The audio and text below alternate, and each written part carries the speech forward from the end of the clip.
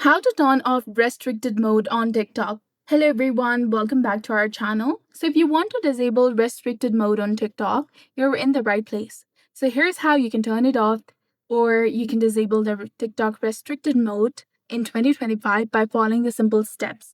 So restricted mode filters out mature or inappropriate content, which is useful if kids use the app. If not, here's how you can disable it. So go ahead and open your TikTok application.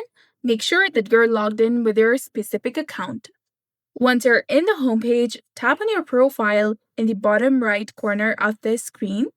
Once you're in the homepage of TikTok, tap on your profile in the bottom right corner of the screen. Now tap on the three lines in the top right corner of the screen. Then tap on Settings and Privacy. Now scroll down and tap on Content Preferences, that is between Activity Center and Playback under Content and Display.